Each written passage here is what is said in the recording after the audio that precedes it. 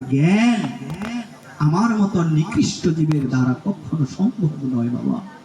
তাহলে এরা প্রকৃত জ্ঞান আমাদের কোথায় অর্জন করতে হবে? পার্থ হয়ে, ভক্ত হয়ে,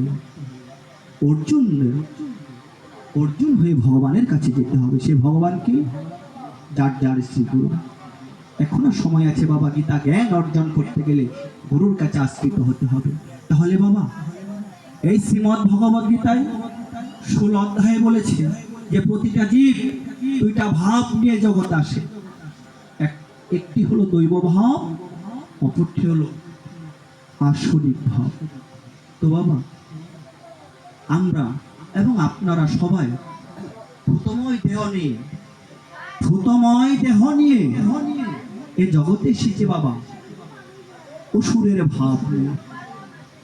এই অসুর ভাব যতক্ষণ পর্যন্ত আমার এবং আপনার ভিতরে থাকবে ততক্ষণ পর্যন্ত আমরা ভগবানের সান্নিধ্য বা ভগবানের কৃপা কখনোই পাব না। তাহলে বাবা শাস্ত্রে বলেছে, দেখুন কি সুন্দর কথা বলেছে, জীব অসুর ভাব নিয়ে আসে। প্রতিটা জীব পঞ্চভৌতিক দেহ নিয়ে অসুর ভাব প্রাপ্ত হয় এবং সে জীব যদি গুরু কৃপা লাভ করতে পারে তার দৈব শক্তি প্রস্ফুটিত হয়।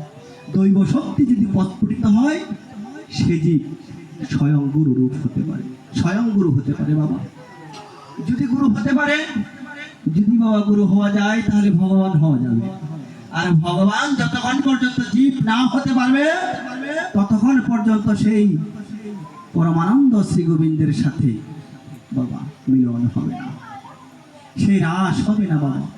সেই রাস হতে গেলে এই স্কেলটি আমাদের পার করতে হবে। তার প্রমাণ শাস্ত্রে বলেছে, হরিভক্তি বিলাস, চৈতন্য চরিতামৃত, চৈতন্য ভাগবত এবং নারদ পঞ্চরাত্রে বলেছে যে প্রতিটা জীব অসুরের 6টা ভাব নিয়ে জন্মগ্রহণ করে। 6টা ভাব বাবা। এই অসুর আপনার ভিতরেও আছে, আমার ভিতরেও আছে। হয়তোবা যারা মহাত্মা হয়ে গেছে, যারা সাধুগুরু বৈষ্ণব হয়ে গেছে, তারা হয়তোবা ইহাকে খণ্ডন করতে পেরেছে, কিন্তু আমার মতো নরাধম, আমার মতো নিকৃষ্ট জীবের দ্বারা সেটা কি সম্ভব হয়েছে? না, হয়নি। তাহলে সেটা খণ্ডন করতে হবে। কি করতে হবে? আসরিক ভাবটা, এই 6টা ভাব আমাদের এটা আগে খণ্ডন করতে হবে। এই 6টা ভাব খণ্ডন করে দিবে দৈব রূপ প্রস্ফুটিত হবে। এই 6টা ভাব কেটা মাইনাস করতে হবে, এটা বাদ দিতে হবে। আমরা যদি বাদ দিতে পারি তাহলে আমাদের মাঝে যদি গুরু কৃপা হয় তাহলে 26টা শক্তি আমাদের মাঝে যোগ হবে। 26টা গুণ অর্জন করতে হবে। 26টা গুণ অর্জন করলে